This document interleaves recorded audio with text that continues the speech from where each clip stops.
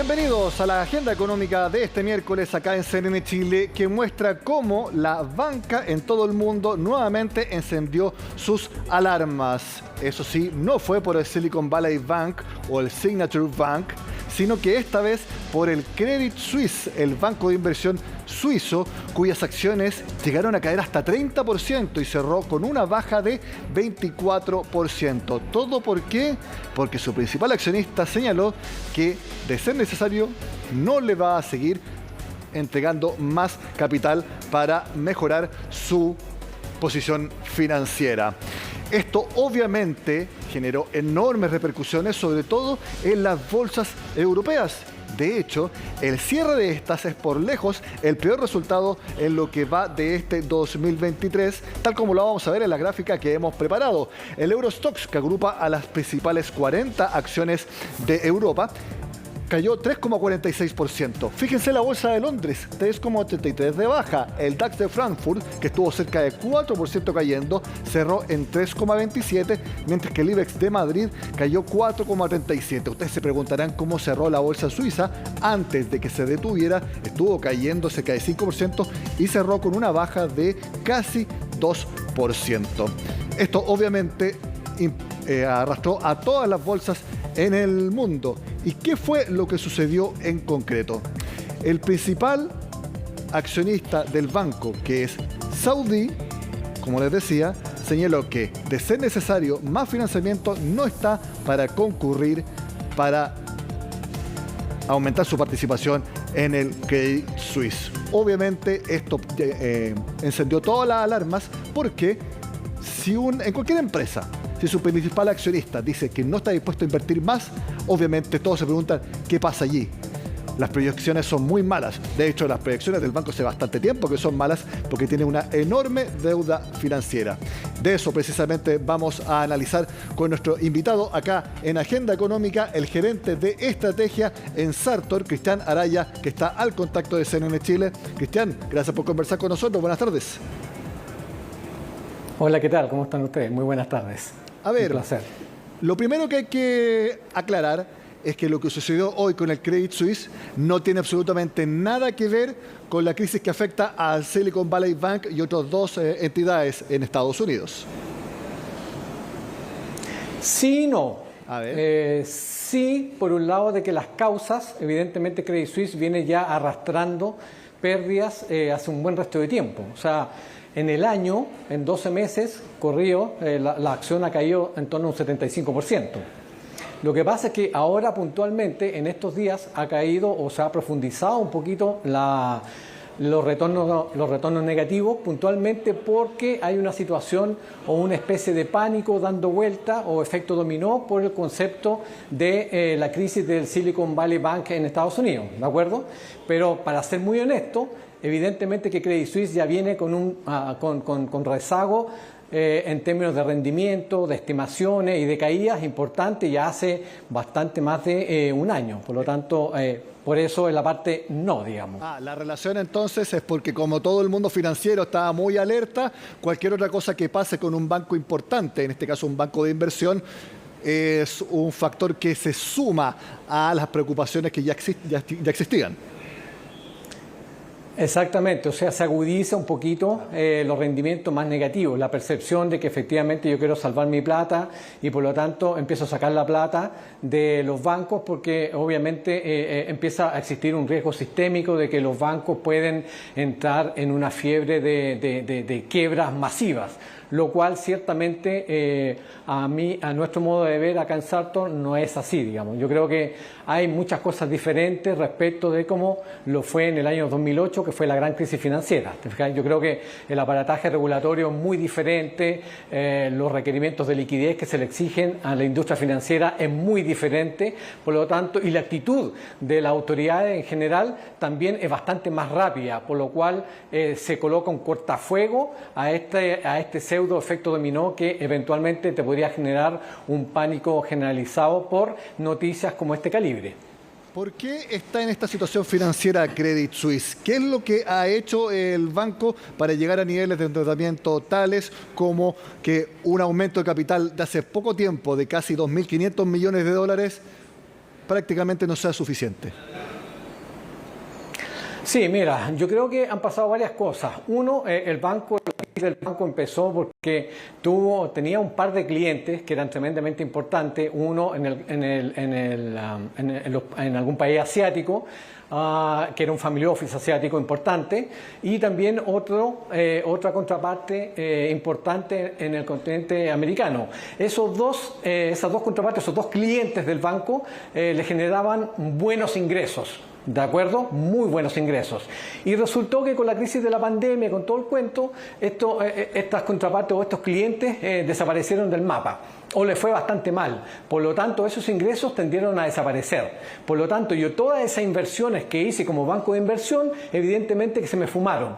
Por lo tanto, empecé a mostrar pérdidas importantes que redituaron en una disminución del patrimonio de la compañía. ¿Eso qué significa? De que efectivamente yo tenía menos capacidad para enfrentar un crecimiento importante o para enfrentar una crisis económica que estaba en desarrollo. Ojo con eso. Hoy en día, ¿qué está pasando? Con la crisis del Silicon Valley Bank, lo que está pasando es que muchos clientes que tenían su depósito en este banco también se empiezan a asustar. Por lo tanto, empiezo a sacar esa plata. Por lo tanto, como los bancos pescan la plata que se les deposita y ellos la invierten en el mercado de capitales, cuando hacen malas inversiones, evidentemente que no tienen los fondos suficientes para pasarle la plata a aquellos depositantes que necesitan su plata porque su negocio así lo ameritan. ¿De acuerdo? Ese trade-off o ese juego hoy día no le ha funcionado a Credit Suisse, y a eso agreguémosle de que estamos en una disyuntiva económica bastante compleja, con tasas muy elevadas que te están encareciendo el financiamiento de tu capital de trabajo para echar a andar tu compañía, y ciertamente el crecimiento o la actividad económica está bastante más deteriorada. Vale decir, la capacidad que tienen los bancos de ganar lucas prácticamente prestando plata, hoy día está bastante más atenuada.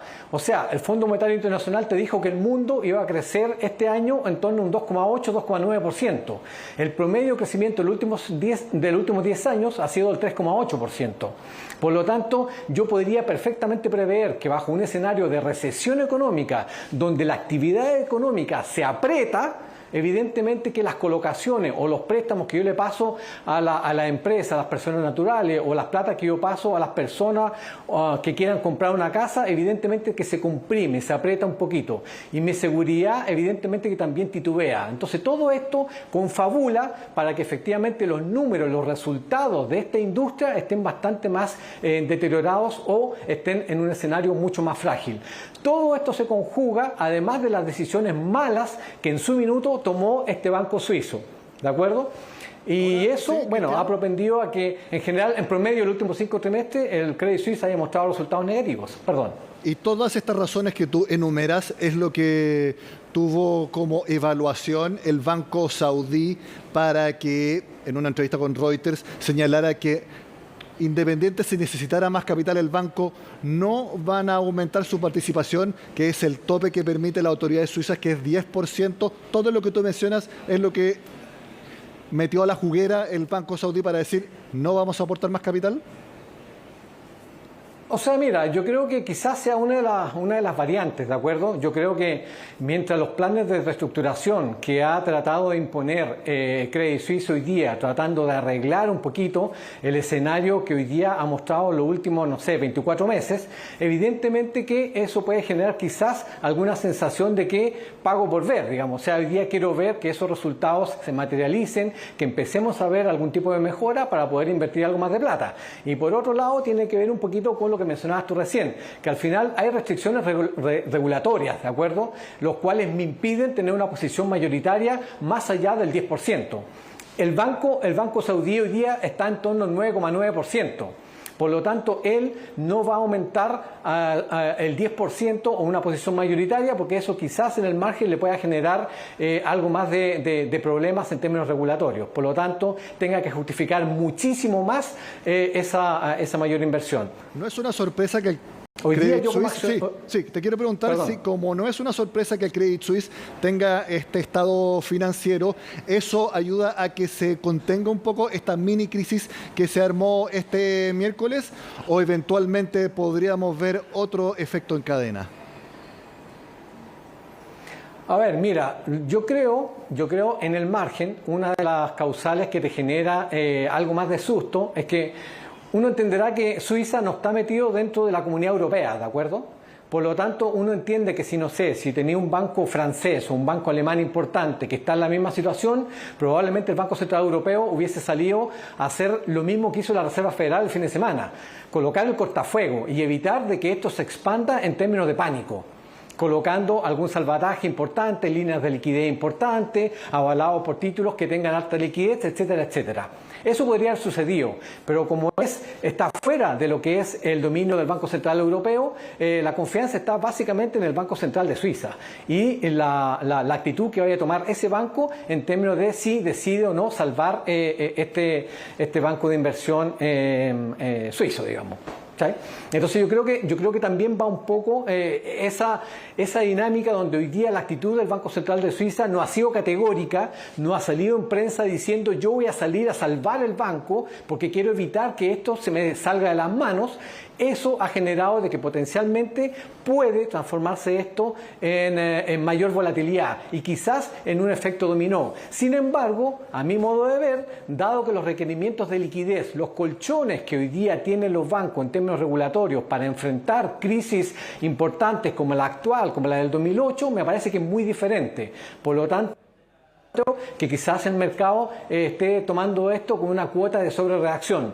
Sin embargo, yo creo que no hay que ser demasiado soberbio tampoco y no podemos minimizar este tipo de situaciones. Yo creo que hay que estar monitoreándola, hay que estar alimentándose con la información que vaya saliendo, actualizándose permanentemente para ir viendo si es que esto efectivamente tiene argumentos suficientes, razonables y contundentes para escalar hacia un escenario muchísimo más grave en términos de o transformarse en una crisis más relevante o con consecuencias graves para el sistema financiero global.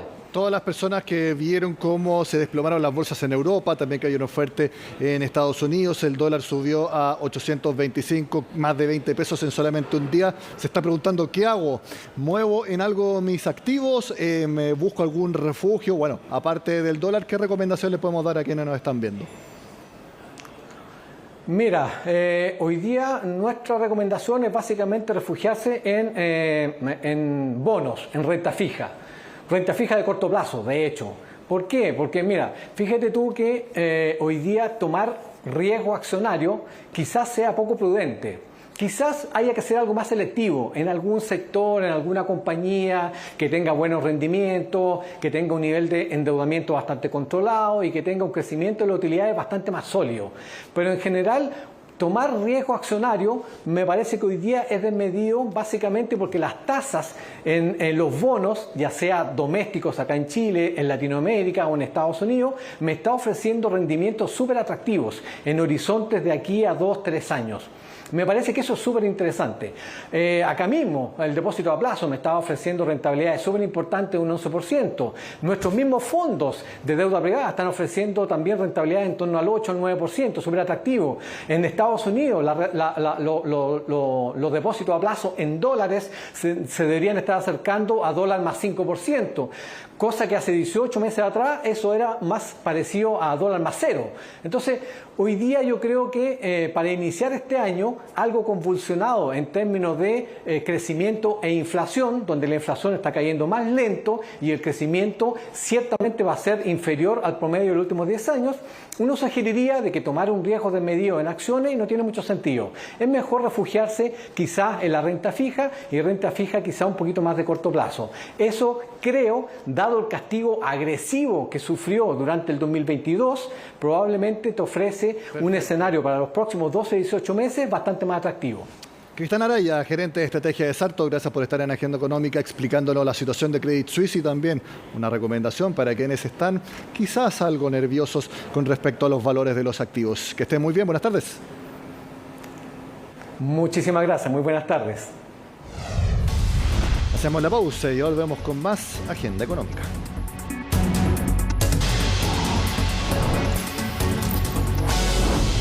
En su viaje por Tarapacá, el presidente Gabriel Boric llamó al Parlamento a que las diferencias que haya no frenen el avance de las reformas, especialmente la tributaria y la de pensiones.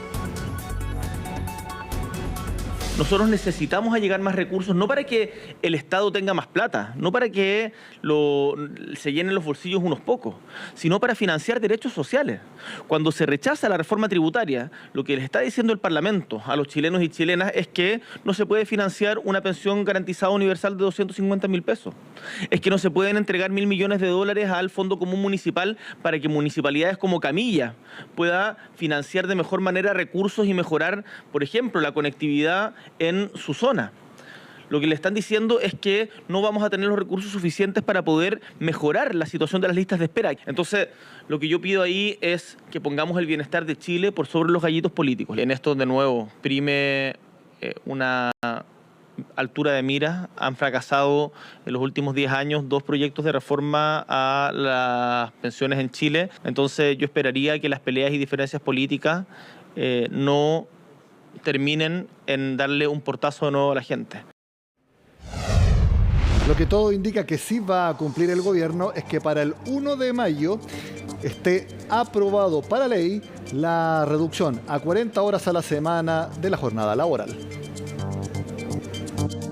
Tenemos un proyecto que abarca a todos los trabajadores del Código del Trabajo que están sujetos a jornada ordinaria, que bajan de 45 a 40 horas, también a los que están sujetos a jornadas especiales, que están directamente reguladas en el Código del Trabajo, como por ejemplo las trabajadoras de casa particular. El proyecto además regula las jornadas extraordinarias, que son aquellas que se califican por parte de la Dirección del Trabajo y que hacen directa relación, por ejemplo, con trabajos continuos donde los procesos productivos no se pueden detener, y aquí el típico ejemplo es el trabajo de minería en campamento. Se votó por unanimidad el proyecto. Este es un proyecto que le hace bien a Chile, le hace bien a los trabajadores y trabajadoras de Chile, genera mejores condiciones de vida y tiene una gradualidad en el tiempo que, una vez que sea ley, va a permitir a las empresas adaptarse a esto, pero lo importante es que va a constituirse en un derecho de que en Chile se van a trabajar 40 horas y no 45 como hoy día. Hablamos de la influenza aviar que, como sabemos, se detectó esta semana en unas aves de un corral de AgroSuper. Las personas se podrán preguntar si es peligroso para la salud de las personas. Y también, como se tuvieron que eliminar muchas aves que podían estar en riesgo de contagio, ¿se afectará el precio de la carne blanca? ¿Subirá el precio del pollo o de los huevos, por ejemplo? Eso nos cuenta Belén Saldías. ¿Cómo ha estado la venta? Ha bajado bastante, ha bajado yo creo con 50%. Eso es uno de los factores por la gripe aviar.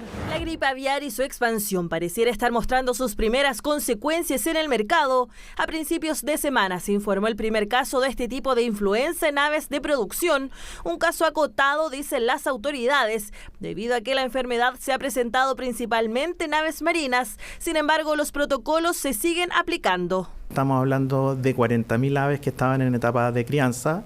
Estas aves ya fueron eliminadas y dispuestas en una fosa, y por lo tanto lo que hoy día nosotros estamos haciendo técnicamente es lo que se denomina la vigilancia del foco. El proceso sigue continuando y la planta, en este caso faenadora, a la cual van destinados otros lotes de producción, pueden ser faenados y por ende también pueden ser consumidos. Pese a este foco, la producción continúa mientras el gremio asegura estar preparado. Por ahora se paralizaron las exportaciones de productos avícolas debido a que Chile ya no cuenta con el sello de país libre de gripe aviar. Lo que tuvo que hacer la autoridad fue frenar la certificación de exportaciones y avisarle a nuestros socios comerciales que ahora, de ser país libre, empezaríamos a enviar productos desde zonas libres de influenza aviar. Dependiendo de cuánto se demore esta reapertura, que debería tomar pocos días, podría haber ciertos efectos en que mayor volumen de producto queda en Chile, pero también recordemos que el 25% del pollo que consumimos en Chile es importado. En el corto plazo no debería haber mayor efecto. Un impacto en reducción de precios podría ser lo que se vislumbra a corto plazo, aunque no se descartan bajas en la producción y también una reducción de la demanda de productos de este tipo. La economía es una ciencia social, por ende, en la medida que a mí me genere confianza, ¿no es cierto?, el consumir productos de carne blanca, cocinado en forma tradicional, potencialmente voy a poder ver esta oportunidad de comprar una mayor cantidad de productos, pero si esto genera desconfianza, también, ¿no es cierto?, esto va a hacer que haya una menor demanda de estos bienes. Por eso es bien importante cómo se maneja el flujo informativo. Desde el gobierno aseguran que no debieran producirse cambios en los precios de los productos avícolas, debido a que por ahora solo es un caso bastante acotado en relación a toda la producción que existe en el país. Este brote que hemos tenido todavía es bastante acotado y por tanto nosotros no vemos ninguna razón para que vaya a haber un efecto en la economía de ninguna relevancia. Hay que estar atentos a cómo evoluciona esto. Lo que yo quiero hacer es un llamado a la calma y a la tranquilidad y, por cierto, al consumo en calma de todos estos bienes. Consumo en calma, puesto que este tipo de influenza se contagia a través de la manipulación de aves infectadas y no por la ingesta. Por lo mismo, la recomendación de las autoridades es, en caso de trabajar en el mundo avícola o dedicarse a la crianza de aves, utilizar elementos de seguridad. Recomendaciones respecto a que si existe la mortandad de las aves que están criando, no las manipulen, sino que avisen inmediatamente al Servicio Agrícola y Ganadero para retirarlas y que dispongan de esas aves que en el fondo son lo que constituyen el riesgo en cuanto a sus secreciones y la manipulación de ellas. En este sentido, se realizó un llamado a la ciudadanía a mantener la calma y el consumo de productos como carne de ave y huevos, puesto que además el monitoreo realizado por las autoridades es constante y en caso de que se generen nuevos focos, será informado.